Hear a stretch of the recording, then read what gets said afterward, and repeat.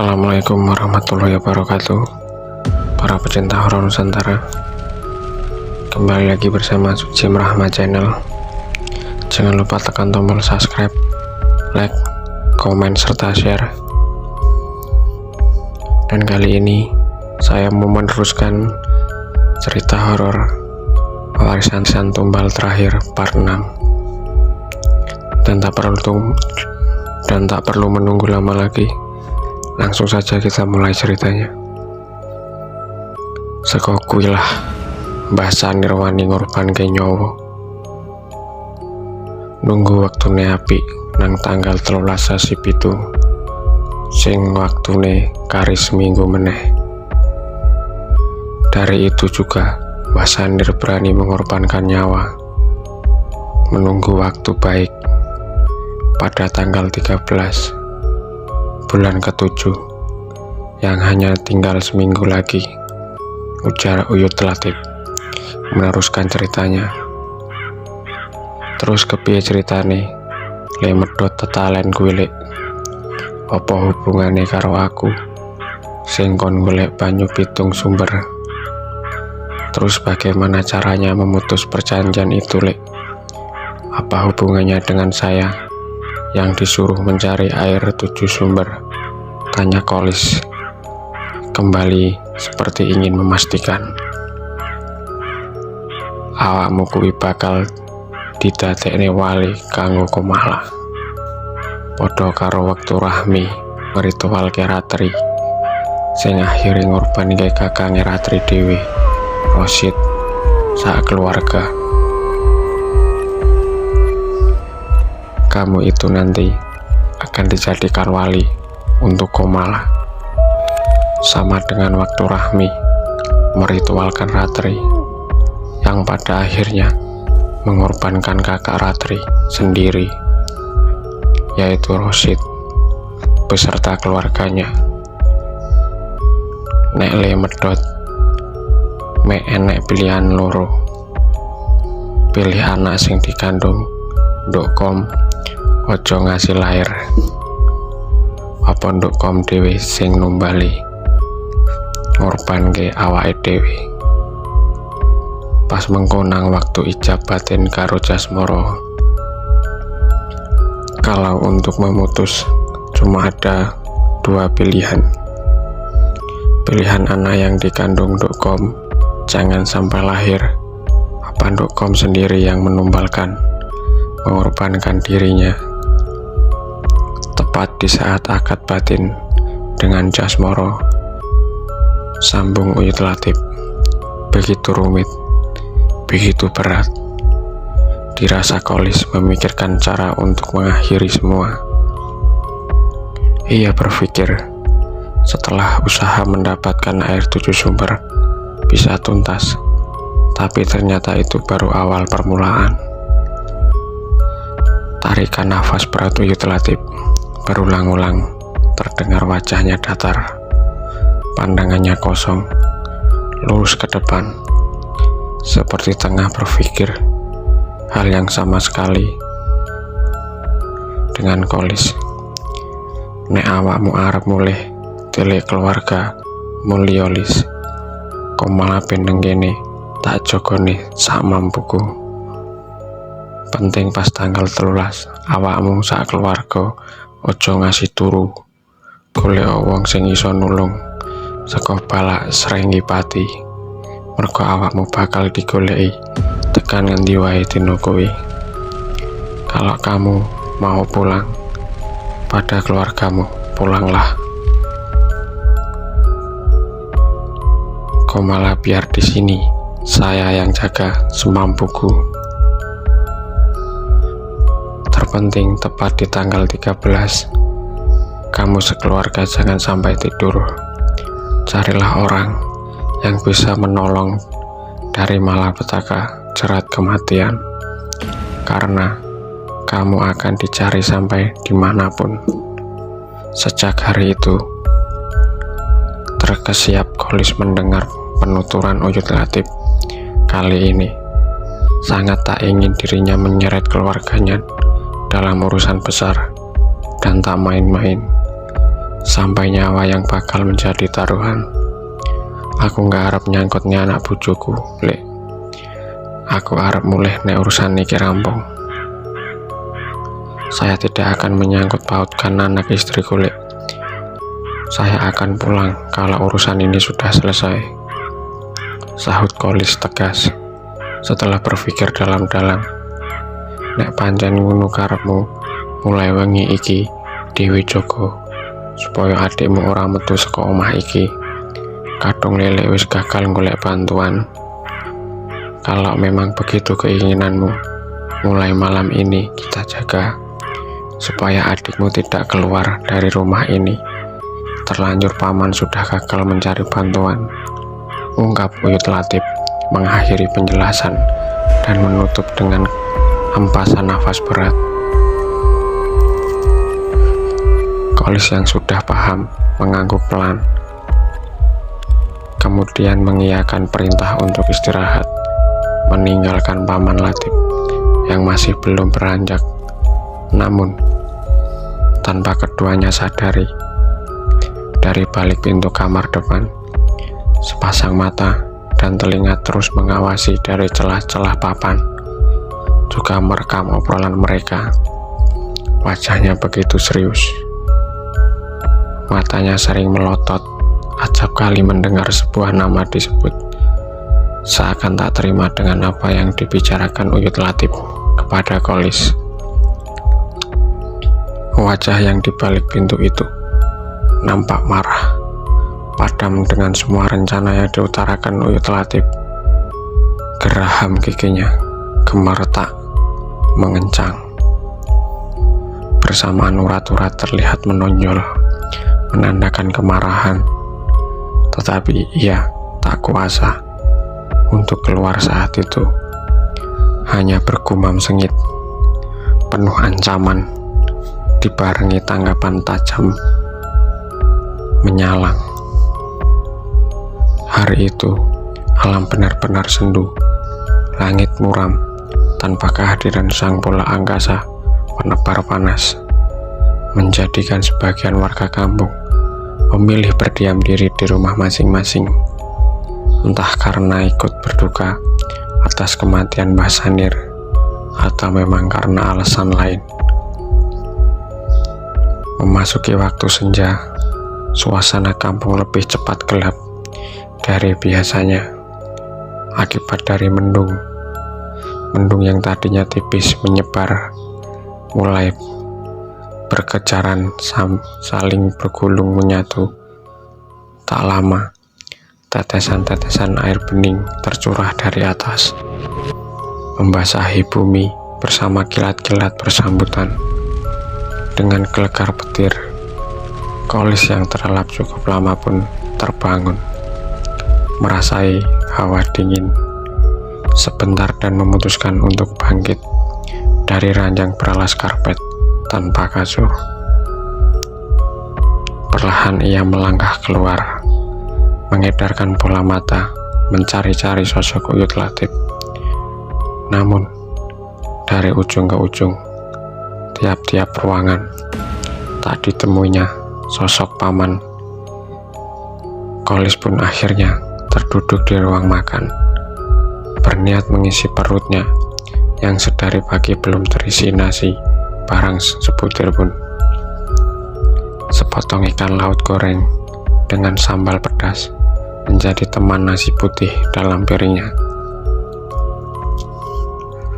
10 demi 10 kan Kolis memindahkan nasi beserta lauk ke dalam perut dan segera menengguk segelas air dingin. Setelah mengakhiri pelukan terakhir makanannya, tetapi yang ditunggunya tak juga muncul. Entah pergi sebab hujan belum bisa kembali atau memang terganjal satu urusan penting. Sampai waktu surut tiba dan hujan tak lelah berganti rintik gerimis, Uyut Latif belum juga kembali. Hal itu membuat sedikit gelisah jiwa Kolis. Entah mengapa semenjak dirinya melihat Komala seperti orang-orang kerasukan memakan bunga setampir, Kolis merasa ngeri dan takut. Selagi Kolis termenung, tiba-tiba terdengar derap langkah kaki dari ruang tamu. Mengira itu adalah Uyut Latif, Kolis bergegas menyambut. Namun tak kala ia sampai, bukan sosok paman terlihat, tetapi sosok Komala tengah menghidupkan lampu teplok yang menempel di dinding papan. Seketika perasaan Kolis berubah. Rasa takutnya mulai menyusup melihat sang adik berjalan mendekat, sembari melantunkan tembang tak ia mengerti maknanya. Semakin Komala dekat, semakin kuat rasa takut membalut jiwanya. Apalagi semakin lama lantunan tembang yang keluar dari bibir Komala semakin terdengar menyayat, kental berbau mistik. Tak jaluk awakmu cukup dadi wali kuwae, Kang. Ora usah melok perkara sing durung tak ngerteni. Pastine bakal tak jamin awakmu selamat tentrem bali nang omahmu. Saya minta kamu cukup jadi waliku saja, Kang. Tidak usah ikut campur urusan yang belum kamu pahami pastinya. Akan saya jamin kamu selamat tenteram pulang ke rumahmu. Pelan atau seperti bisikan, ucap Komala saat berada di depan Kolis.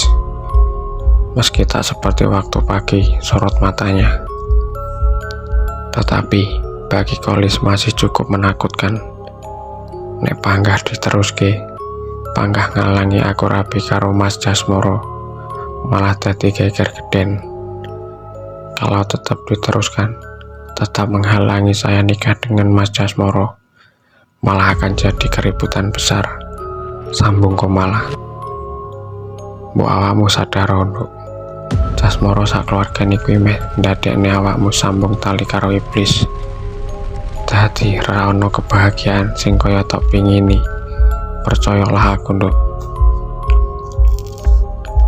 Kamu itu sadarlah, nduk. Jasmoro dan keluarganya itu hanya menjadikan kamu sebagai penyambung ikatan dengan iblis. Jadi tidak ada kebahagiaan seperti yang kamu inginkan. Percayalah, kakakmu, nduk. Jangan. Kolis akhirnya bersuara, walau tak dipungkiri masih bersirat rasa takut. Tetapi tak kuat, Kolis membayangkan keadaan adiknya kelak bila benar terjadi pernikahan dengan Jasmoro. Bukan jawaban dari Komala, melainkan tatapan sinis menggambarkan kesedihan, kesadisan, juga meringai sengit menyungking dari bibir tipis adiknya. Saat itu, dalam benak Kolis tersimbol penglihatan berbeda. Satu sisi, ketika berbicara ia melihat benar-benar sosok Komala, tetapi ketika menyeringai, yang dirinya lihat adalah sosok wanita tua berwajah angker. Grek, Lis, ngopo awakmu? Lis, kenapa kamu? Tersentak Kolis mendengar sapaan dari Uyut Latif yang baru saja masuk ke dalam rumah. Juga sedikit bingung ketika tak lagi melihat sosok Komala yang baru sebentar saja melangkah pergi ke kamarnya. Padahal ia yakin jika baru sejangkah, 2 jangkah Komala pergi. Namun kini tak terlihat. Penasaran membawa Kolis mendekati kamar Komala. Ditatapnya seksama daun pintu yang tertutup, seolah tak tersentuh tangan membukanya. Ini apa jane, Lis? Ada apa sebenarnya, Lis? Tanya Uyut Latif, kembali merasa heran melihat sikap Kolis. Enggak apa-apa, Lik. Cuma aku iki mau bar omong-omong mbek ndokkom. Pas Latif teko kok terus lunga. Enggak apa-apa, Lek. Cuma saya tadi habis berbicara dengan ndokkom. Waktu Lek Latif datang, "Kok terus pergi?" jawab Kolis, masih dengan raut bingung. "Wegah omong karo aku paling. Gak mau berbicara sama saya mungkin," sahut Uyut Latif, tak serius menanggapi dengan sambil berlalu masuk ke dalam kamar pribadinya. Kolis yang kembali sendiri masih merasakan hal aneh. Ia pun belum beranjak dari depan kamar Komala. Sedetik kemudian, Kolis membungkukkan badan, mengintai dari celah-celah, mencoba meyakinkan dirinya jika sang adik benar-benar telah di dalam.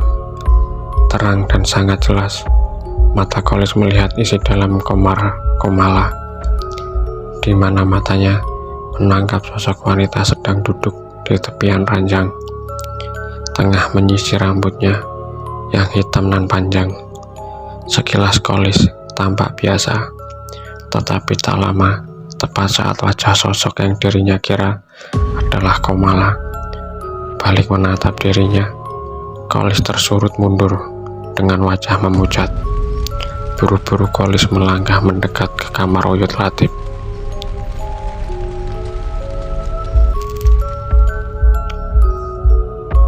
Sesampainya, langsung menceritakan apa yang dilihatnya pada sang paman yang kebetulan baru keluar dari kamar dengan setelan pakaian sesepuh agama.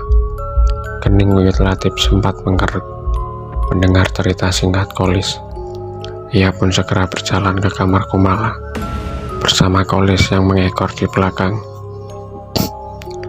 Tok tok tok, Kom, sunyi. Tak ada sahutan, tak ada jawaban apapun dari dalam, seolah kamar itu tak berpenghuni. Uyut Latif mencoba kembali, mengetuk seraya memanggil nama Komala, namun sama, tetap keheningan yang menjadi jawabannya. Selagi keduanya saling menatap, dengan pikiran masing-masing, dari belakang terdengar derap langkah yang disusul satu sapaan pelan. Serentak keduanya menoleh, menatapi Komala yang muncul dan sudah berdiri di belakang mereka. "Duk, sekondi awakmu." "Duk, dari mana kamu?" tanya Uyut Latif menutupi keterkejutannya. "Seko kamar mandi, Lik. Ndak arep golek iya apa sampean karo Kang Kolis nengarep kamarku." "Dari kamar mandi, Lik. Lo mau mencari apa sampean?" "Sama Kang Kolis di depan kamarku," jawab Komala dengan mimik heran. "Gak golek iya apa-apa. Lele arep pamit, arep nang musola. Awakmu karo Kolis aja lunga-lunga saka omah. Gak nyari apa-apa. Paman mau pamit mau ke musola. Kamu sama Kolis di rumah, jangan keluar-keluar," sahut Uyut Latif memberi penjelasan. Berbeda dengan Kolis, wajahnya mengurat. Keresahan bukan hanya karena ia bakal ditinggal oleh sang paman, tetapi juga dengan sosok wanita di dalam kamar Komala. Kolis tertegun mematung di depan pintu depan setelah kepergian Uyut Latif yang akan memimpin acara doa untuk Basanir di musola. Ia berpikir keras tentang siapa sosok wanita yang sangat mirip adiknya, sedangkan Komala sendiri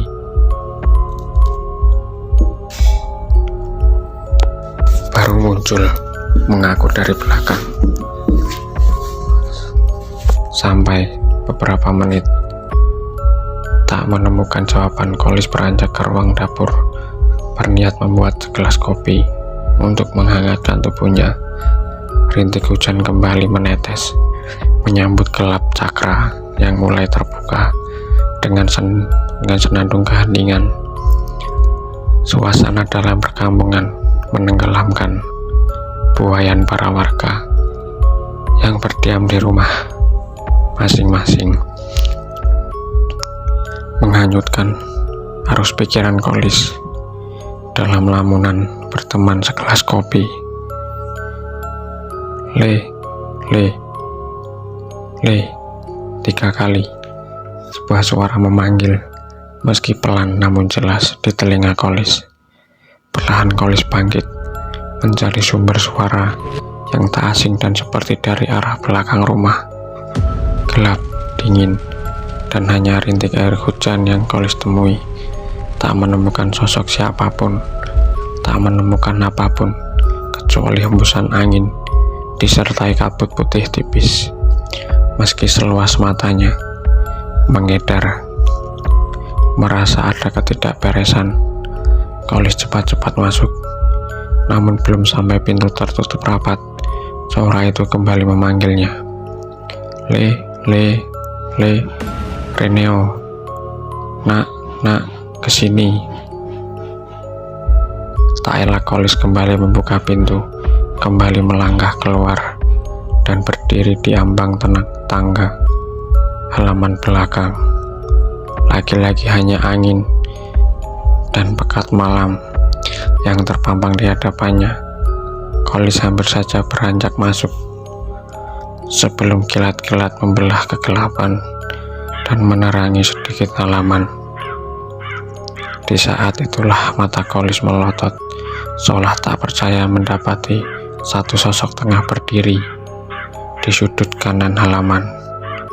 "Mbah Sanir," seru Kolis. Urung Kolis beranjak dari tempatnya. Kakinya terpaku bersama kepala yang tak bisa ia palingkan. Kolis seperti dipaksa untuk tetap berdiri di tempat itu, menatapi sosok Mbah Sanir yang perlahan mendekat. "Le, banyu ngombene ndi? Nak air minumnya mana?" Kolis terkagu, tak mengerti dengan kalimat yang diucapkan sosok Mbah Sanir. Tubuhnya bagai mati rasa melihat sosok masih utuh dengan kain putih penuh bercak darah yang dirinya kuburkan pagi tadi. Tak hanya itu, dari lubang hidung dan telinganya juga masih menempel kapas putih yang sudah berubah warna. Hanya pada 2 bola matanya saja kapas yang tertinggal. "Le, tulungan aku, kaunan banyu ngombene. Nak, tolonglah saya, bawakan ke sini air minumnya." Lirih suara diulang dari sosok Mbah Sanir, tetapi semakin membuat tubuh Kolis menebal tanpa bisa menjawab, bahkan bergerak. "Ojo wedi le, aku gak bakal ngapa-ngapane kowe, asal kau nendeni banyu ngombeku." "Jangan takut nak, saya tidak akan apa-apain kamu, asal bawakan ke sini air minumku." Setelah mengucap hal itu, sosok Mbah Sanir perlahan mendekati Kolis. Namun baru saja kakinya yang terbungkus kain putih ingin menapak satu tangga, tubuhnya tersenggang ke belakang. Seketika sosok Mbah Sanir menjerit merintih, sebentar sebelum bangkit mengeluarkan geraman marah. Melihat semua itu, Kolis akhirnya sedikit demi sedikit mulai mampu menguasai kesadarannya. Hal itu dikarenakan dirinya yakin selama tubuhnya tidak turun dari rumah panggung pamannya, maka lembut apapun tidak bisa memasuki bahkan menyentuhnya, kecuali hanya satu sosok Ratri. Setelah benar-benar sadar, Kolis buru-buru masuk dan menutup pintu, mengabaikan panggilan sosok Mbah Sanir yang masih berdiri di halaman belakang di bawah rintikan hujan. Kolis kemudian menyadarkan tubuhnya sambil berselonjor, melegakan dadanya yang bergerak naik turun begitu cepat demi menahan rasa takut. Beberapa menit lamanya, akhirnya senggalan nafas Kolis kembali normal. Bersamaan itu, suara sosok Mbah Sanir juga menghilang, tetapi berganti suara gemerincing seperti besi beradu. Mendengar itu, Kolis segera memeluk lututnya erat-erat, menutup matanya seraya berdoa dalam hati, berharap Uyut Latif segera kembali. Namun harapan Kolis rupanya belum tersampaikan, sebab bukan Uyut Latif yang muncul seperti yang diharapkan, tetapi sebuah derap-derap kaki bergerak berirama mengikuti alunan gamelan beriring pelong pegon yang tiba-tiba muncul terdengar sangat dekat dengan dirinya. Merasa tak tahan, meski ketakutan, Kolis perlahan mengangkat kepalanya. Sebuah bayangan terlihat dari pancaran lampu teplok, tengah berlenggak-lenggok layaknya sinden menari. Begitu lihai mengikuti irama tabuhan. Meski tanpa iringan nyanyian, bola mata Kolis akhirnya terbuka lebar, mulutnya ternganga. Ketika sosok yang tengah berlenggak-lenggok mendekatinya menebar wangi melati, serasi dengan wajahnya yang putih bersih tak bernoda. Sosok itu terus saja menari di depan Kolis, memainkan selendang merah terlilit di perut yang terkadang terkipas oleh jentilan jari-jari tangannya. Sosok wanita berwajah tak beralis itu kini semakin mendekat ke arah Kolis.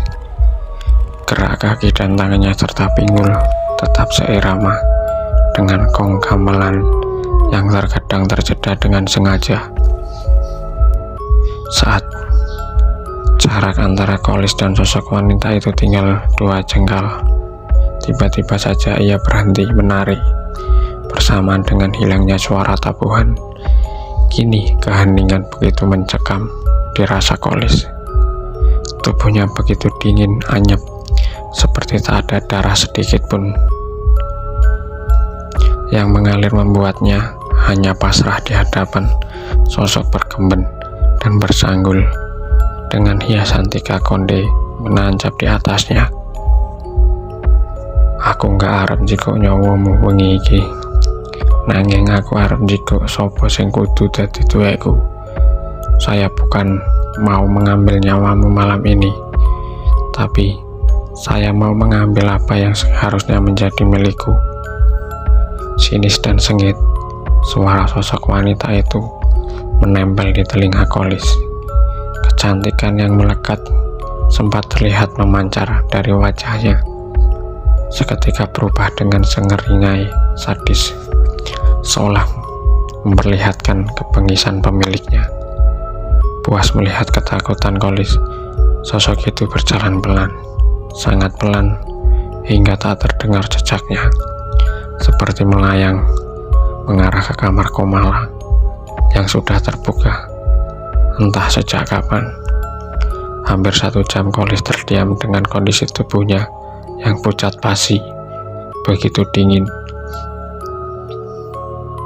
Hanya lelehan air mata tanpa terusap menjadi luapan jerit keputusasaan dalam jiwa Kolis.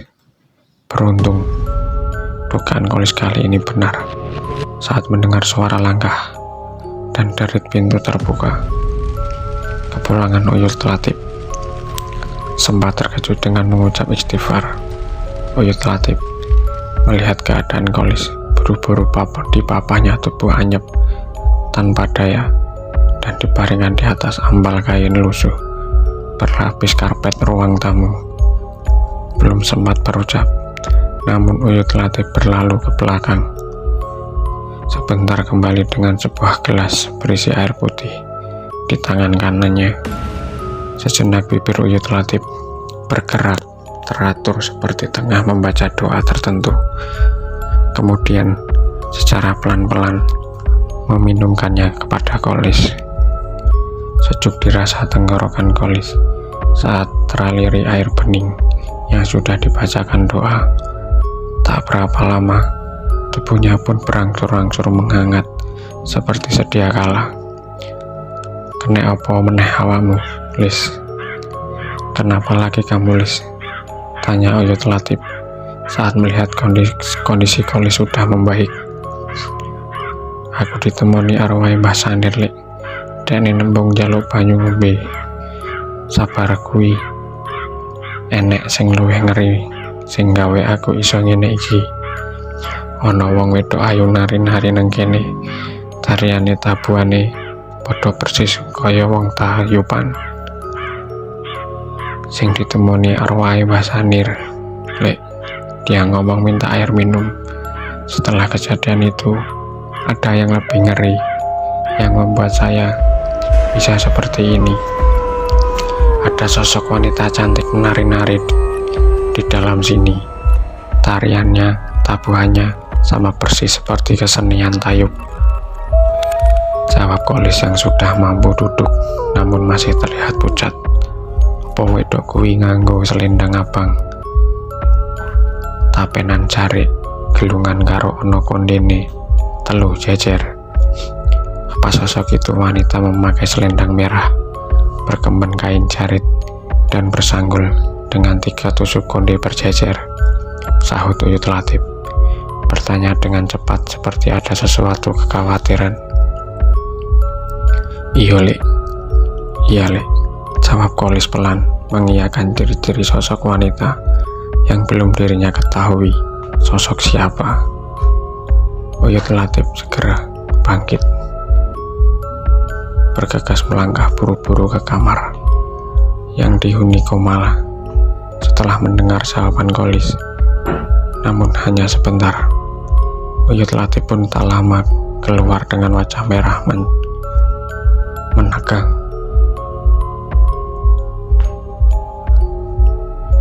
Ciloko, Dokom lungo. Silakan Dokom pergi, seru Uyut Latif dengan panik. Kolis yang keadaannya masih lemah ikut tersentak. Ia bangkit dan masuk dalam kamar Komala. Hasilnya tak berbeda dengan apa yang diucap Uyut Latif. Kamar Komala telah kosong, bahkan yang tersisa hanya 2 lembar pakaian. Sedikit usang, tak susule Komala Lek, mbok urung lunga adohe. Saya susul Komala Lek, mungkin belum jauh perginya, ucap Kolis tiba-tiba. Terbesit pikiran untuk menyusul, tetapi baru saja ia akan melangkah, Uyut Latif lebih dahulu menahannya. Ora usah, ora bakal kekejar. Sia-sia awak menyusul. Tidak usah, tidak akan terkejar. Sia-sia saja kamu menyusul, ujar Uyut Latif mencegah kepergian Kolis. Terus saya kudu piye Lek? Terus sekarang harus bagaimana Lek? Sahut Kolis dengan cemas. Dewe sing duwe waktu seminggu, sementara iki Komala ora apa-apa. Tapi nek waktu seminggu dewe gagal, wis nggak iso ketulung meneh. Kita masih punya waktu seminggu, sementara ini Komala tidak apa-apa. Tapi kalau waktu seminggu kita gagal, sudah tidak bisa tertolong lagi. Terdiam Kolis mendengar penjelasan Uyut Latif. Pikirannya kalut antara ngeri, takut, dan rasa sayangnya terhadap seorang adik. Membaur dalam benak, terbayang kembali olehnya pesan-pesan dari Mbah Soko, bapaknya, bila ia harus menyelamatkan sang adik satu-satunya. Terpikir juga oleh pengorbanan orang-orang yang ingin mengakhiri kesadisan keluarga Murti Rahmi yang telah memakan banyak nyawa, termasuk keluarganya. Sampai di situ Kolis pun bertekad untuk meneruskan perjuangan yang telah dirinya mulai separuh jalan. Apapun resikonya, piye carane supaya aku iso nolong Komala Lek? Tanya Kolis dengan sungguh-sungguh. Sejak Uyut Latif terdiam tertegun, kemudian menatap lekat wajah Kolis. Setelah menghempas nafas berat, gak sido bali awakmu, tidak jadi pulang kamu. Kolis menggeleng tanpa ragu, meyakinkan keberanian dan juga menunjukkan tekadnya. Sesuk mangkato bali meneh nang omahe bapakmu, nggawa banyu pitung sumber, temoni Mbah Waris, mergo mek Mbah Waris sing iso ngerti Potro Jenggolo panggonan sing bakal nggih acara ritual nang tanggal 13. Sesuk berangkatlah pulang lagi ke rumah bapakmu. bawa air 7 sumber, temui Mbah Waris. Karena hanya Mbah Waris yang bisa melihat dan tahu Potro Jenggolo, tempat yang akan dijadikan untuk acara ritual pada tanggal 13. Ucap Uyut Latif kembali. Insya Allah lele engko nyusul. Sabare lele nemoni Mbah Nawi kanggo bantu urusan iki. Insya Allah paman nanti nyusul. Setelah selesai, saya menemui Mbah Nawi untuk ikut membantu urusan ini, sambungnya. Kolis kembali hanya terdiam menunduk. Ia paham dengan ucapan sang paman, namun tak paham resiko yang bakal ia hadapi 7 hari ke depan. Waktu baru saja berangkat pagi, tetesan embun belum sepenuhnya sirna oleh paparan sinar semburat merah. Namun hal itu tak menghalangi niat Kolis. Siuran angin pantai sesekali menerpa wajah lelahnya, terasa menusuk, tetapi tak mampu menghapus elehan amarah, kecemasan yang merundung jiwanya. Setelah hampir 2 jam, Kolis membonceng sepeda motor milik salah satu warga atas permintaan Uyut Latif. Tibalah ia di loket salah satu bus yang akan membawanya kembali ke tempat di mana semula malapetaka berawal. Sejenak berbasa-basi, Kolis pun mengawali perjalanannya. Ketika bus berukuran panjang dan besar dengan rute antar kota, antar provinsi datang menghampiri, mendapat posisi di tengah. Kolis memilih duduk di samping langsung dengan dinding kaca bus, bersebelahan dengan seorang penumpang remaja berpakaian layaknya santri. Saling sapa, obrolan hingga tak lama terjadi antara keduanya. Hal itu sedikit mengurangi rasa bosan dan mencairkan ketegangan dalam pikiran Kolis.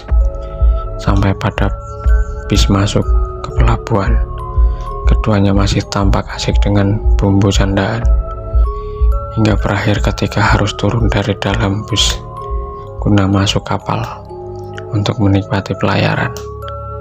4 jam Kolis termenung sendiri menikmati pelayaran di pinggiran kapal, menatapi birunya air laut tanpa ada setitik keceriaan sedikit pun.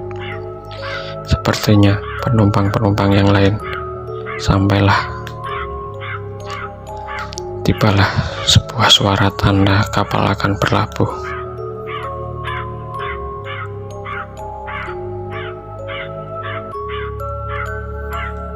Membuat penumpang berduyun-duyun mendatangi kendaraan tumpangan masing-masing, tak terkecuali diri Kolis yang kembali lagi tempat duduk semula di dalam bis. Saat itu semuanya seperti biasa, tak ada lagi yang aneh, tak ada yang kejanggal, tak ada yang berubah. Tetapi setelah bis berhenti sebentar di sebuah rumah makan dan melanjutkan kembali perjalanan, disitulah Kolis mulai merasakan hal aneh. Beberapa Kolis menguap, matanya terasa pedih dan berat untuk terjaga. 1 menit, 2 menit, Kolis masih berusaha menahan, sembari berucap mengajak berbicara teman sebangkunya. Namun sesekali sampai 3 kalinya tak ada sautan. Kolis merasa janggal, apalagi saat itu dirinya melihat dengan jelas jika teman sebangkunya itu masih terjaga. Merasa penasaran, Kolis mengulang kembali, tetapi sama tak ada jawaban. Dan tak lama, Kolis merasakan suasana di dalam bis begitu hening dan sunyi. Tak ada suara percakapan, obrolan, musik, bahkan suara deru mesin. Hal itu membuat Kolis bingung. Kemudian rasa bingung itu berubah menjadi ketegangan, berbalut rasa takut saat ia menatap keluar dari kaca di sampingnya. Entah jalan mana yang ditempuh bis yang membawanya kala itu. Suasana begitu sepi, tak satu pun terlihat gedung, rumah penduduk, atau 1-2 kendaraan sepanjang pengamatannya. Yang ada hanya hamparan tanah kosong, seluas matanya memandang. Sekira 10 menitan, kemudian Kolis merasa bis memasuki kawasan hutan dengan pepohonan angkuh tinggi menjulang. Hawa lembab seketika mencalar, mengiringi suasana gelap di sekitar Kolis. Segera memalingkan wajah, berniat ingin bertanya kepada teman sebangkunya, tetapi urung, sebab dirinya melihat teman dan seluruh penumpang bersikap aneh. Mata mereka terjaga, tetapi tatapan mereka kosong. Wajah memucat dan diam bagaikan patung. Hanya desahan nafas mereka yang terdengar pelan, bersahutan, membentuk irama yang semakin membuat jantung Kolis berdegup tak beraturan. Kolis benar-benar tak berdaya saat itu. Suara lantangnya pada sang sopir seolah nyanyian yang menidurkan, sedang seluruh penumpang lainnya, termasuk teman sebangkunya, bagai onggokan mayat-mayat hidup yang terduduk. Tak tahan dengan keadaan dalam bis, Kolis kembali memalingkan wajahnya, menatapi suasana luar, dan kembali pemandangannya asing terlihat. Bukan hamparan tanah kosong, bukan hutan yang sangat lebat, tetapi sebuah pedesaan yang aneh. Rumah-rumah berdiri di sisi kanan, kiri jalan berbentuk joglo, berukir gambar kepala bermacam binatang. Dengan seluruh halaman rumah terdapat sebuah patung tegak gambar sosok wanita bermahkota. Di saat bersamaan, Kolis merasakan betul bila bis berjalan seperti merayap, seolah-olah memberi kesempatan bagi dirinya untuk bisa seksama menatapi setiap detail perkampungan aneh tersebut. Dari satu kampung ke kampung, di depannya semua sama, tak ada bangunan tembok, bertingkat atau kendaraan lalu lalang. Yang ada hanya sebuah pasar tradisional dengan ragam pengunjung berpakaian hampir sama, dari puluhan bahkan ratusan orang. Yang tertangkap mata Kolis, tak satu pun berwajah cerah. Kesemuanya berkulit putih pucat, sangat kontras dengan rambut mereka yang lebat dan hitam legam. Mereka acuh menghiraukan kehadiran bus yang dirinya tumpangi, sedang melintas di jalan beraspal mulus tanpa lubang di sisi pasar. Mereka tetap berlalu lalang, menenteng perbelanjaan di tempat sejauh 1 kilometeran berpintu gerbang dengan tulisan Jawa kuno berwarna merah darah. Deru memburu nafas Kolis saat itu. Ia sadar bila tempat itu bukanlah tempat biasa. Ia sadar saat itu dirinya tengah berada bukan di dalam manusia. Baginya semua itu seperti mustahil, tetapi lagi-lagi terasa nyata manakala matanya kembali menatap suasana luar dengan pemandangan masih sama.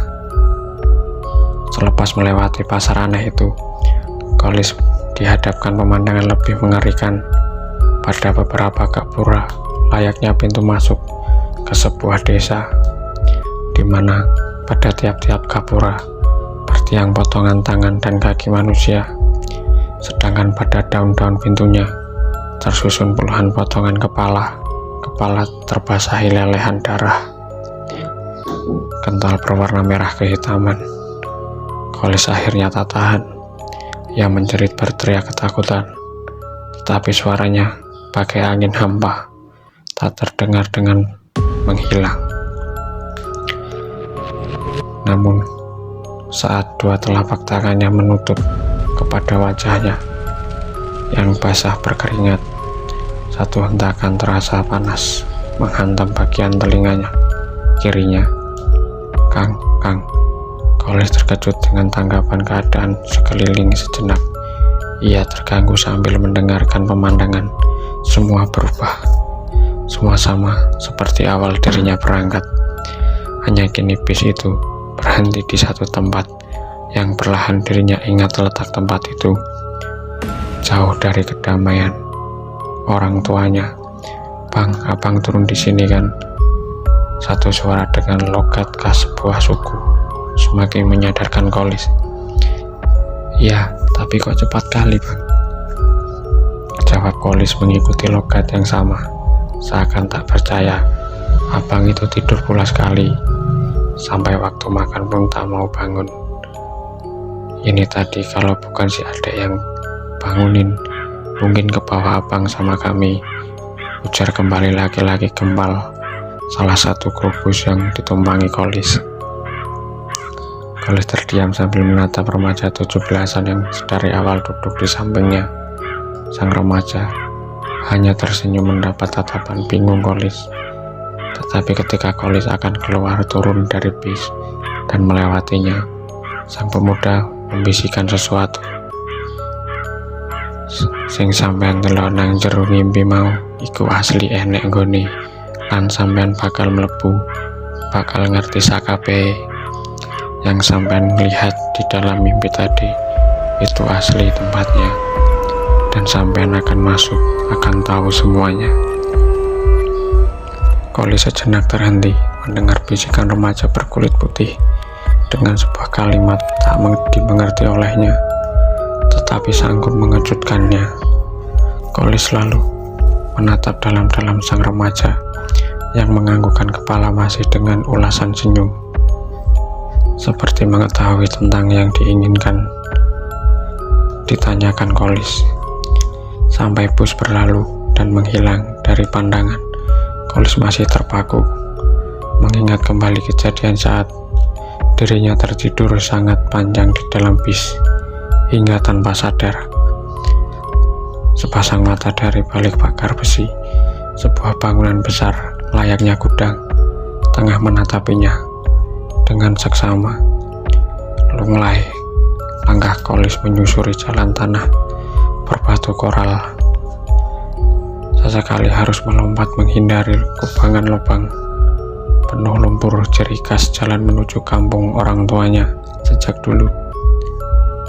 Meski waktu hampir memasuki senja dan cuaca tak terlalu panas, namun keringat tetap membasahi kemeja kotak-kotak lengan pendek yang melekat di tubuh Kolis.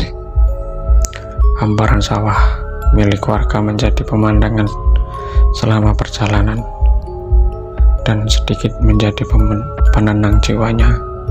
Memasuki gapura tembok setinggi dadanya, Kolis berhenti sejenak, melepas rasa lelah dengan hempasan nafas berulang. Setelah dirasa cukup, Kolis menenteng tas hitamnya di pundak, barang bawaan satu-satunya, dan kembali melangkah meneruskan perjalanan. Namun belum sampai 10 langkah, satu suara menyeru dan menghentikan langkah Kolis. "Kang Kolis, Kang." "Mas Ilham," sahut Kolis. Menjawab seruan seorang lelaki yang datang dari sisi kanan, tepatnya dari jalan kecil mengarah ke pertengahan sawah. Lelaki muda yang dipanggil Ilham kemudian menghampiri Kolis, berbasa-basi dan berjabat tangan sebentar sebelum keduanya berjalan beriringan. Obrolan-obrolan, berbagai pengalaman terdengar selama perjalanan keduanya. Tetapi tak lama suasana berubah saat Kolis menanyakan tentang kabar bapaknya, membuat Ilham tiba-tiba berhenti sambil menatap Kolis penuh tanda tanya. "Lapo nggak ngerti tenan awakmu, Ki? Lapo tidak tahu beneran kamu ini?" ucap Ilham. Kolis terdiam dengan perasaan bingung sambil membalas tatapan Ilham. "Ora tenan, Mas. Nek ngerti nggak takok to aku," Tidak beneran mas, kalau tahu ndak tanya saya, jawab Kolis mulai cemas. Sebentar Ilham termenung seperti ingin meyakinkan dirinya yang ragu atas ucapan Kolis. Sampai akhirnya Ilham terangguk dengan wajah sedih, seraya menepuk pundak Kolis dengan pelan. Ya wes ayo tak kayak ngerti. Ya sudah ayo saya kasih tahu. Kolis menurut mengikuti langkah Ilham, namun perasaannya mulai tak enak ketika Ilham bukan menuju rumahnya, melainkan menyimpang ke arah yang ia tahu adalah tempat pemakaman umum.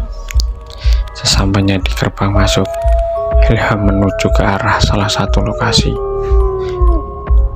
di mana terlihat sebuah payung hitam masih tertancap di atas sebuah gundukan tanah.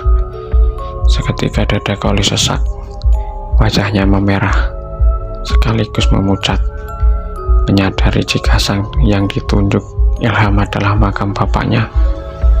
Terasa berat kaki Kolis menapaki jalan kecil area makam. Tangisnya tak mampu lagi ia tahan kala matanya melihat sebuah patok kayu bertuliskan nama Handoko bin Sasongko, nama kecil atau nama asli bapaknya. Dino iki pas pitung dinone bapak mulis. Syukur awakmu teko kene, enggak telat. Hari ini tepat 7 harinya bapakmu meninggal. Syukur kamu datang ke sini, tak sampai terlambat. Kolis segera mendongakkan kepalanya, mendengar suara serak tak asing dari sisi kanan makam. Serat wajah tua dengan tatapan datar dari orang yang menjadi salah satu junjungannya. Tiba saja sudah berdiri tegak dan tengah memandangi makam bapaknya. Mbah Waris, ucap Kolis lirih di sela isak kesedihannya. Nek wis ndongakne marem le mutile milu bali aku. Kalau sudah mendoakan puas berada di sini, ikut pulang saya, sahut lelaki tua yang bakal menjadi panutan Kolis. Nggih, Mbah. Iya, sekitar 10 menit. Kolis beranjak dari rumah abadi Mbah Soko. Dirinya mengekor di belakang Mbah Waris, berjalan keluar menghampiri Ilham yang masih setia menunggu. Kemudian juga turut mengikuti, meninggalkan area makam umum yang mulai berangsur gelap. Bapakmu ninggal waktu awakmu lunga ngeterke komalah. Wis tak cegah, aja nekat. Ning bapakmu kuwi ora kena diluk nek wis kadung kerap. Bapakmu ninggalnya sewaktu kamu pergi mengantarkan komalah. Sudah saya cegah, jangan nekat. Tapi bapakku itu tidak bisa dilarang kalau sudah punya keinginan, ujar Mbah Waris sesampainya di rumah. Ninggalnya bapakmu, bapak kena ngopo lek? Meninggalnya bapak karena apa, Mbah? Tanya Kolis, menanyakan tentang ihwal meninggalnya Mbah Soko. Ya podo kaya sing mbok ngerteni, apik nang motone wong biasa, tapi asline ngono ngeri. Mergo tarung karo ingon-ingone ratri sing nguduk lawane bapakmu. Ya sama seperti yang kamu lihat, baik di mata orang biasa, tapi aslinya mengerikan. Karena bertarung dengan peliharaan ratri yang bukan tandingan bapakmu, jawab Mbah Waris terlihat geram. Mendengar ucapan itu, Kolis mengulas balik ingatannya sewaktu di laut, di saat dirinya membuang sesuatu atas pesan bapaknya sendiri, yang kemudian memunculkan bayangan tubuh sang bapak tercapik penuh darah bersama jeritan-jeritan menyayat gemuruh di dada Kolis. Seketika berjalan setelah membayangkan semuanya, marah sudah barang tentu, tetapi harus ditahannya, karena hanya sisa-sisa dan membayangkan nyawanya saja. Bila ia gegabah, wis rasah tok pikir, sing penting saiki bicarane amrih hatimu iso selamat. Sudah tidak usah kamu pikir, yang penting sekarang bagaimana caranya supaya adikmu bisa selamat, tegas Mbah Waris. Seperti tahu isi pikiran Kolis. Dikon lakoni apa karo Latif awakmu? Disuruh melakukan apa sama Latif kamu? Sambung Mbah Waris. Satu sesegukan kemudian mengawali cerita Kolis pada Mbah Waris. Dari mulai perjalanannya sampai kembali lagi, tak satu pun yang terlewat. Tak ada ekspresi terkejut ataupun tegang dari wajah Mbah Waris.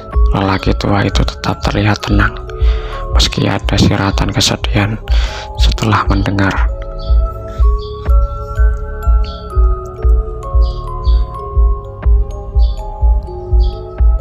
Sampai selesai cerita Kolis, seteguk dua teguk kopi masuk ke tenggorokan Kolis sebelum tangannya mengeluarkan sebuah botol dari tasnya yang berisi air 7 sumber.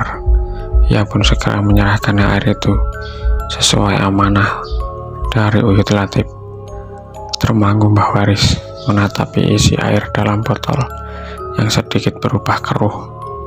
Tak lama ia pun beranjak masuk ke dalam kamar pribadinya dan kembali dengan membawa selembar kain hitam polos. Kawonen mori ireng iki, awakmu izin duwe tugas meneh sadurunge tanggal 13 sasi iki. Bawalah kain kafan hitam ini. Kamu masih punya tugas lagi sebelum tanggal 13 bulan ini, ucap Mbah Waris seraya mengulurkan kain kafan hitam selembar map. Kolis tetap menerimanya walaupun belum mengetahui maksud dari ucapan dan perintah dari Mbah Waris. Namun setelah satu hisapan rokok kretek yang baru ia hidupkan, Mbah Waris baru memberitahukannya, iku kanggo wadah lemah kuburan korbane Rahmi sing ije ana gandeng getih jumlahe 6, tutupen kepitune lemah kuburane bapakmu.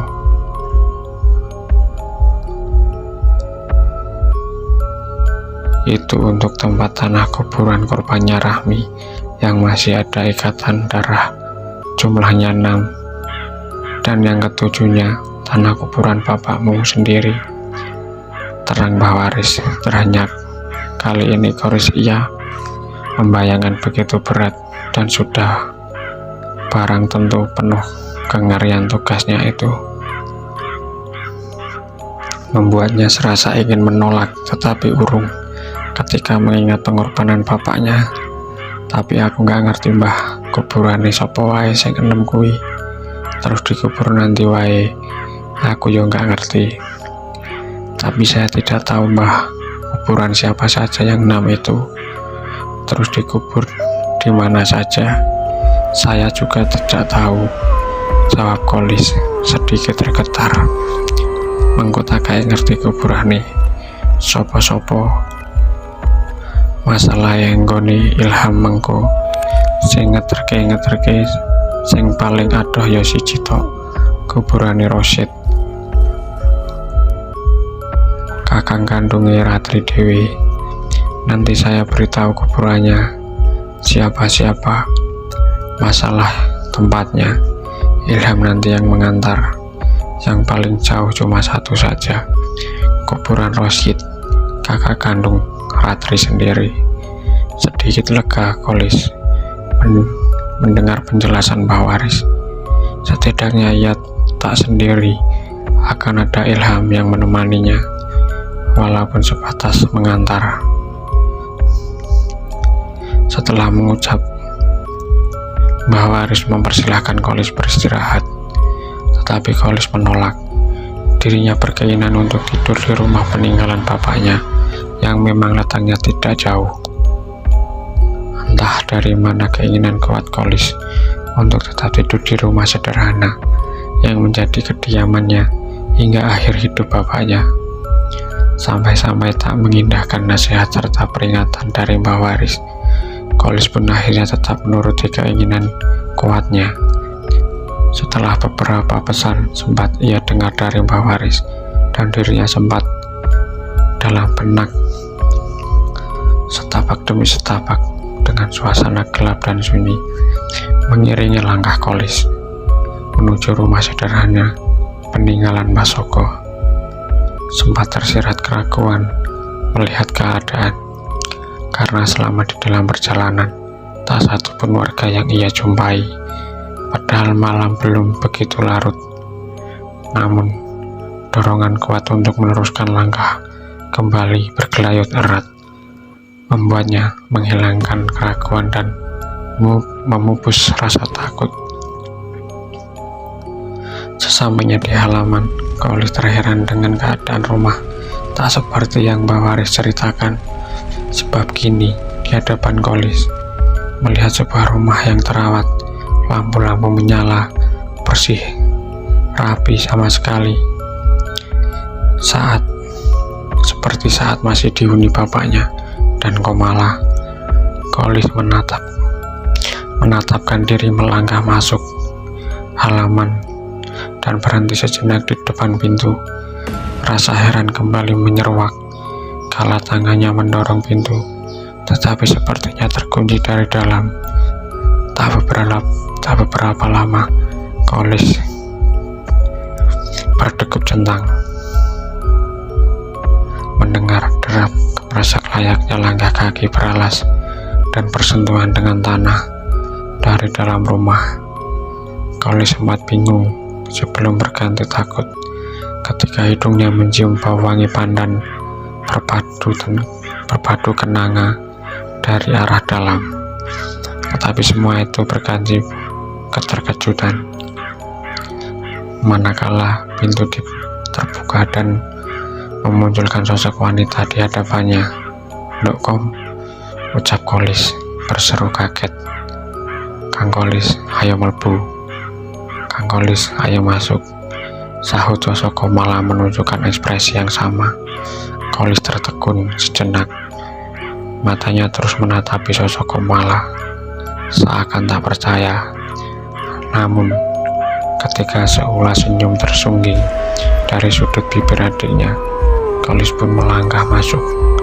Wangi dan sedikit berubah tatanan di dalam rumah bapaknya dirasa Kolis, tetapi hal itu seperti tak mempengaruhi jiwanya,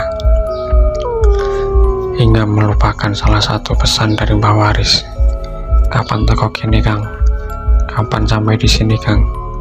tanya Komala setelah menyuguhkan segelas kopi seraya duduk di hadapan Kolis.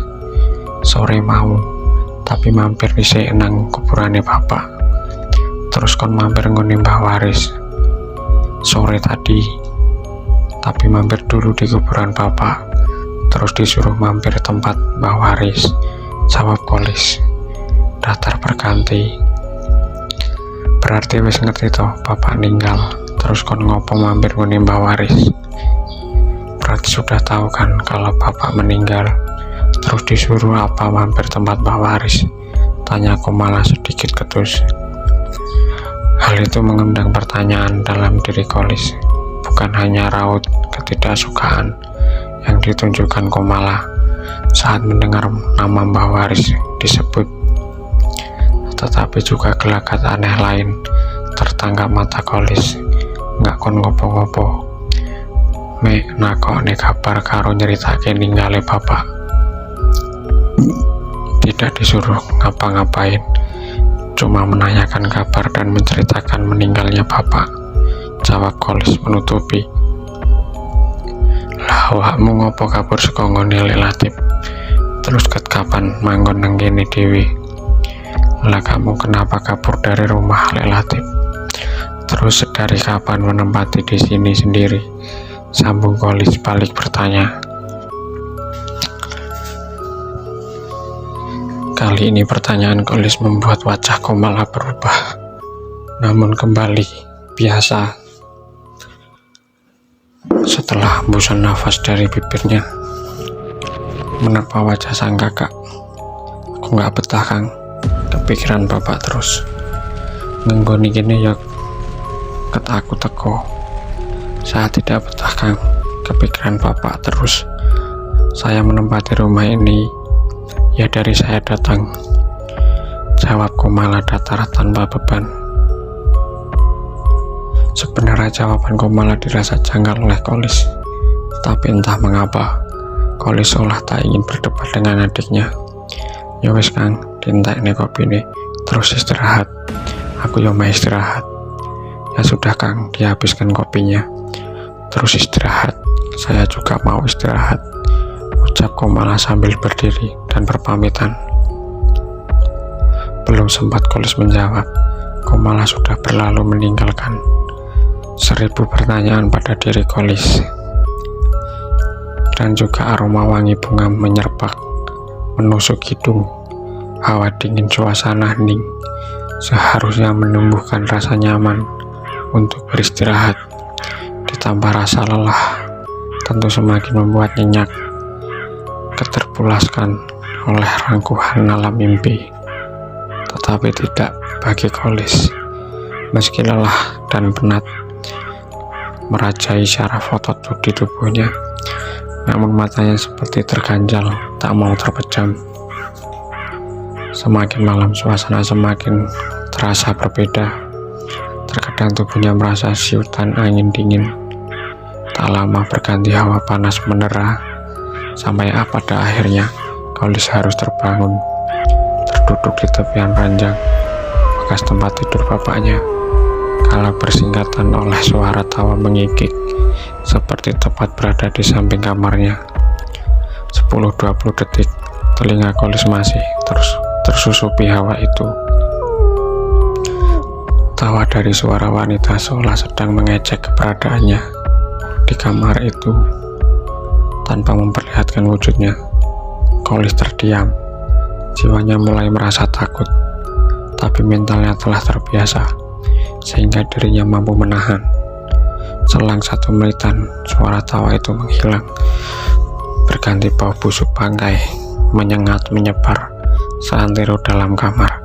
Kali ini mau tak mau Kolis terbangun, berdiri dan melangkah pelan mencari sumber bau yang menyesakkan dadanya.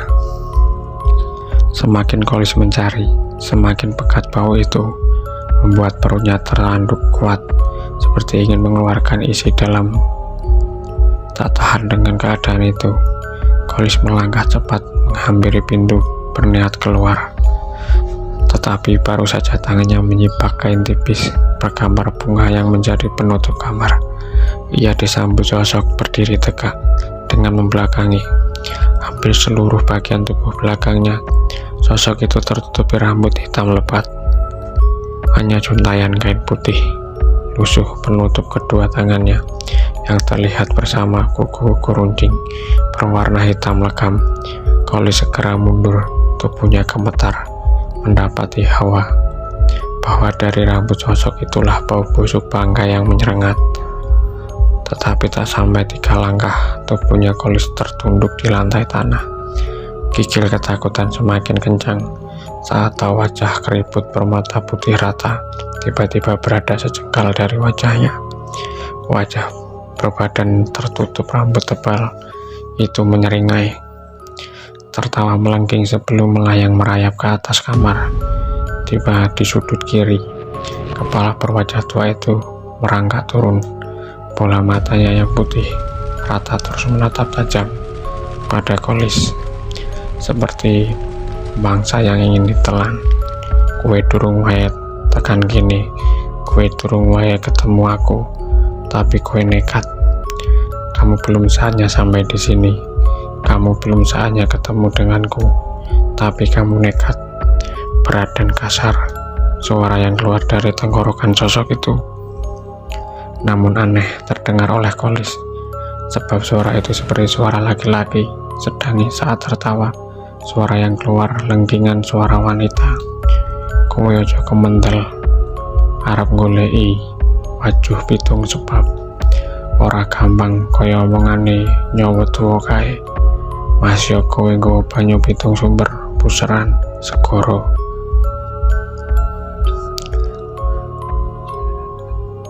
Kamu jangan sok berani mau mencari tanah kuburan 7 warna. Tidak mudah seperti ucapan nyawa tua bangka itu, walaupun kamu membawa air 7 sumber puseran segoro. Papas membias wajah Kolis mendengar ucapan sosok itu yang mencium semut tentang rencana dengan Mbah Waris. Seketika Kolis berpikir sia-sia semua usahanya. Bila mana sang iblis telah tahu, tentu nyawanya kini yang akan melayang.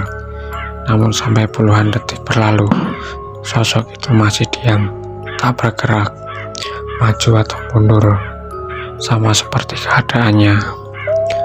Selang beberapa saat, sosok itu kembali merayap ke atas, berputar mengitari ruang kamar, sebelum menghilang menjadi kabut-kabut tipis. Tubuh Kolis terhenyak, sedikit demi sedikit mulai mampu bergerak, kemudian bangkit, berdiri berniat untuk keluar. Akan tetapi, lagi-lagi langkahnya tertahan. Kali ini, bukan sosok mengerikan atau juntayan rambut beraroma bangkai, melainkan sosok Komala yang berdiri beberapa langkah di hadapannya. Kang, bisa niki manut omonganku. Aku gak pingin Kang Kolis nasibe kaya bapak. Jikuan banyu sing Kang Kolis gawa guaan lan siji meneh aja turuti kongkonane Mbah Waris. Kang, satu kali ini turutilah ucapanku. Saya tidak mau Kang Kolis bernasib sama seperti bapak. Ambil air yang Kang Kolis bawa, buang. Dan satu lagi, jangan ikuti perintah Mbah Waris, ucap sosok Komala. Kudune awakmu sing sadar, bapak ngorbanke nyawane kanggo nyelametke awake dhewe. Mbah Waris dudu sapa-sapane dhewe. Wong apik dadi gak bakal nrumuske. Sing bakal nrumuske kuwi Jasmara. Harusnya kamu yang sadar, bapak mengorbankan nyawanya demi menyelamatkan kita. Mbah Waris bukan siapa-siapanya. Beliau orang baik, jadi nggak akan menjerumuskan. Justru yang akan menjerumuskan itu Jasmara, sahut Kolis. Komala terdiam dengan mata melotot tajam saat mendengar nama Jasmara disebut. Kemudian ia berpaling berlalu meninggalkan Kolis yang masih terpaku. Suasana kembali hening. Sepeninggalan Komala, Kolis yang awal ingin keluar dari rumah mengurungkan niatnya dan memilih duduk menyendiri di ruang tamu. Sekian puluh menit termenung, Kolis pun akhirnya tertidur pulas dan nyenyak, tak terganggu oleh suara apapun sampai malam berganti pagi. Satu sentuhan di lengan segera mengakhiri buayan mimpi Kolis. Ia terbangun dengan tergagap kala matanya mendapati sosok Mbah Waris dan Ilham sudah berada di hadapannya. "Po gak ada malammu turun nang kene, lawangnya gak ditutup, Kang. Apa gak dingin kamu tidur di sini dengan pintu tak ditutup, Kang?" Ilham yang merasa heran bertanya, tetapi seperti tak digubris oleh Kolis. Ia sibuk dengan kesadarannya, juga dengan keadaan dalam rumah yang berbeda tak seperti semalam ia lihat. "Kang, ditekoni kok malah koyo bingung ngono?" Kang ditanya kok malah diam kayak bingung gitu, ulang Ilham yang heran melihat sikap Kolis. "Lis raum dhisik kono, ben pikiranmu gemblang. Lis cuci muka dulu sana, supaya pikiranmu gamblang." Akhirnya Kolis beranjak tanpa berucap, mendengar perintah dari Mbah Waris. Setelahnya baru ia terkejut manakala berjalan kembali masuk, melihat seluruh isi ruangan dalam rumah begitu berantakan, sangat jauh dengan dirinya lihat semalam. Apalagi ketika rasa penasaran menuntun kakinya menuju kamar bekas bapaknya, Kolis terperangah. Ia benar-benar seperti tak mempercayainya melihat kondisi kamar berantakan tak terurus. Ranjang kayunya yang semalam sempat ia berbaring di atasnya ternyata sudah menjadi onggokan sampah kayu. lapuk, bahkan kasur kapuk lemari tua berserak tak berbentuk lagi, membuat Kolis termangu, terdiam bingung tak mengerti. Sebentar kemudian Kolis bergegas saat teringat Komala, segera ingin memastikan dengan menuju kamar adiknya. Tetapi kondisi kamar Komala tak jauh beda, berantakan, tak terurus. Wes Lis, rasa mbok golek-goleki meneh percuma. Sudah Lis, tidak usah kamu cari-cari lagi, percuma, ujar Mbah Waris yang sudah berdiri di belakang Kolis, tepat di ambang pintu kamar Komala. Maksudnya percuma piye Mbah? Dokom nanti saiki terusan. Maksudnya percuma gimana Mbah? Dokom di mana sekarang ini? Tanya Kolis dengan wajah tegang. Yuk nang ngarep wae, ora penak nang kene. Leo mau ngomong. Yuk di depan saja, tidak enak di sini ngobrol-ngobrolnya, sahut Mbah Waris mengajak Kolis ke depan. Sesampainya Kolis tertunduk lesu di samping Ilham, menghadap pada Mbah Waris. Sejenak ketiganya serta terdiam, hanyut dalam pikiran masing-masing, sampai akhirnya Mbah Waris menarik nafas dalam-dalam dan menghempaskan seraya menatapnya arah Kolis. Sing tak temoni mau bengi dudu Komala adikmu, yang kamu temui tadi malah bukan Komala adikmu, ucap Mbah Waris. Mendengar itu Kolis masih diam, tak ada ekspresi kaget atau terkejut pada wajahnya. Mungkin dirinya sudah menduga, atau mentalnya yang sudah teruji dengan hal-hal berhubungan alam lain berserta penghuninya. Aslinya sopo Mbah? Terus Komalan dewe nanti aslinya siapa Mbah? Terus Komala sendiri di mana? Tanya Ilham yang ikut penasaran. Apa mau bengi kuwi sing jenenge Murti Rahmi Mbah? Dalange masalah iki kabeh. Apa tadi malam itu yang namanya Murti Rahmi Mbah dalang dari malapetaka ini semua? Sahut Kolis dengan nada geram. Dudu Rahmi, Ratri bakal muncul nang tanggal 13. Sing mbok temoni iku abdi patine Ratri, ingon warise Rahmi, ibuke. Bukan Rahmi, Ratri akan muncul tepat di tanggal 13. Yang kamu temui itu abdi dalam Ratri, peliharaan warisan dari Rahmi, ibunya, jawab Mbah Waris. Wis rasa mikir kuwi, siap ke awakmu Lis, engko bengi dimulai.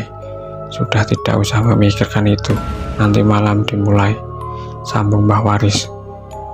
Wajuh pitung sap ono, opo kuwi sing arep dimulai mengko bengi Mbah? Wajuh 7 sap, apa itu yang akan dimulai nanti malam Mbah? Tanya Kolis, yang tiba-tiba teringat ucapan sosok berambut panjang semalam. Urat wajah Mbah Waris seketika tertarik menegang mendengar Kolis mengucapkan kalimat sanepo yang jarang diketahui orang. Sebentar wajahnya berpaling menatapi halaman luar, seperti tengah memikirkan sesuatu. Satu hisapan rokok kemudian, Mbah Waris kembali menatap Kolis dan Ilham bergantian. Rautnya semakin datar, dengan sorot matanya menggambar kecemasan. Awak wis krungu sanepo kuwi? Artine jangi wis ngerti apa sing bakal tok lakoni. Hati-hati, bakal akeh sing ngalang-alangi niatmu. Ojo sampai awakmu ngelanggar pesanku kaya mau bengi. Kamu sudah mendengar kalimat itu? Artinya jangi sudah tahu apa yang akan kamu lakukan. Hati-hati, akan banyak yang menghalang-halangi niatmu. Jangan sampai kamu melanggar pesanku seperti tadi malam, ucap Mbah Waris menerangkan. Ada rasa malu saat itu dalam diri Kolis.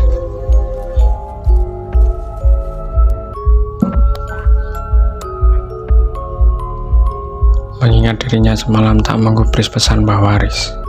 Beruntung, hanya ketakutan tak sampai mencelakai dirinya. Tetapi tetap saja Kolis merasa menyesal karena tertipu oleh ingon Rahmi. Ilham kancani Kolis, bantu sak mampune. Ilham temani Kolis, bantu semampumu, seru Mbah Waris pada Ilham, anak angkatnya. Nggih Pak, iya Pak, jawab Ilham menyanggupi. Saiki awakmu sementara manggon karo Ilham Lis, nggo njogo-njogo karo ben kepenak sewaktu-waktu enek keperluan.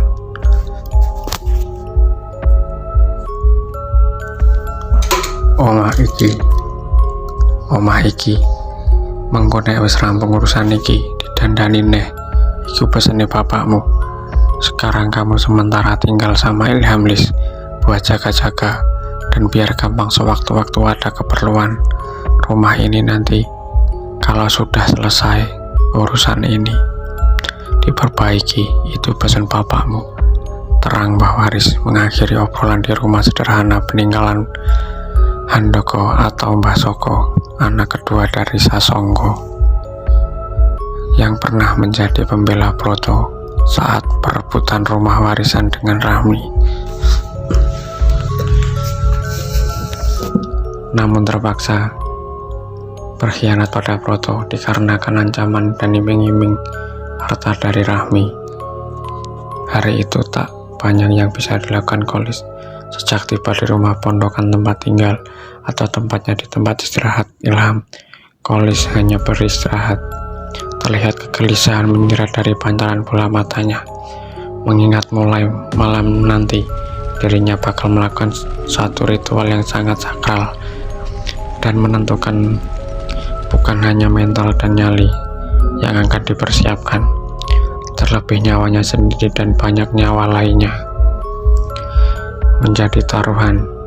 Jika dirinya gagal menjelang sore, Kolis masih terlihat berbaring di atas ambal kain beralas tikar di dalam kamar berukuran 3x3 yang biasa dihuni Ilham. Kecemasan masih terus menghantui, sementara waktu dirasa olehnya begitu cepat. Berkali-kali tangannya mengepal menepuk pelan dadanya, seperti tengah menguatkan dan meyakinkan dirinya sendiri. Kemudian setelah itu, ia bangkit dan duduk di serambi depan, menatapi hamparan tanah kosong yang entah siapa pemiliknya. Tepat di saat itu, dari jalan kecil penghubung rumah pondok dan jalan rumah utama desa yang masih bersemak di kanan kirinya, terdengar deru mesin sepeda motor. Tak lama, dari balik ujung rimbunan semak muncul Ilham mengendarai motor tua berwarna hitam pekat. Rautan wajah Ilham tak jauh berbeda dengan Kolis, meski ia telah lama ikut menjalani tirakat atas arahan Mbah Waris. Tetapi untuk kali ini bukanlah urusan sepele, bukan jin yang merasuki seseorang, bukan makhluk halus penunggu barang atau tempat, bukan pula perkara mengusir arwah penasaran yang ia akan lakukan seperti biasanya. Tetapi kali ini yang akan dirinya lakukan adalah bersentuhan dengan iblis, persekutuan manusia, meski dirinya hanya sekedar membantu. Wis siap awakmu Kang? Sudah siap kamu Kang? Tanya Ilham setelah masuk dan selesai bersantai bersama Kolis. Hening sejenak, Kolis terdiam tertunduk seakan bingung untuk menjawab. Kudu siap Kang, kudu kuat.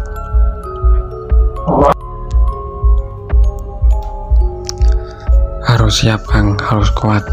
Di tanganmu Kang, masalah ini mau selesai.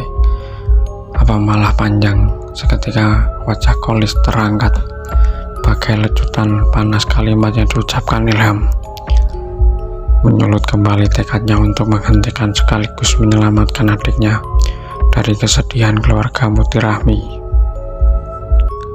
Siap Mas, aku kudu kuat. Aku kudu nggawa adikku selamat kaya sing diweling bapak. Siap Mas, saya harus kuat. Saya harus bawa adikku selamat seperti pesan bapak. Tegas suara Kolis membuat Ilham tersenyum. Kuburane sapa wae sing pertama dhewe parani Mas? Sambung Kolis bertanya. Kuburane Broto, kakang kandungnya Rahmi. Kuburannya Broto, kakak kandungnya Rahmi, jawab Ilham tegas. Tapi awakmu hati-hati tenan Kang. Sakliyane gangguan saka ingon-ingone ratri kaya sing dingendikane bapak, kuburane Broto enek jageke demi sing seneng nyesatke dalan. Tapi kamu hati-hati benar Kang. Selain gangguan dari perewangannya ratri seperti yang dibilang bapak, kuburannya Broto ada cekek. makhluk halus yang suka menyesatkan jalan. Sambung Ilham memperingatkan. Atau sekonti sokene kuburane Proto kuwi Mas. Jauh dari desa sini kuburan Proto Mas, tanya Kolis. Lumayan Kang, sak jam numpak motor. Mergo kuburane Proto dipisah, didewekne nang Rahmi mbiyen ceritane. Lumayan Kang, 1 jam dengan menaiki sepeda motor. Karena kuburan Proto dipisah disendirikan oleh Rahmi. Dulu ceritanya, jawab Ilham sembari mengeluarkan sesuatu dari dalam saku jaketnya. Iki mau bapak pesen, nek wis oleh lemah kuburane Proto, kon ngarep patoke, kon bakari dupa iki, awakmu nggawa.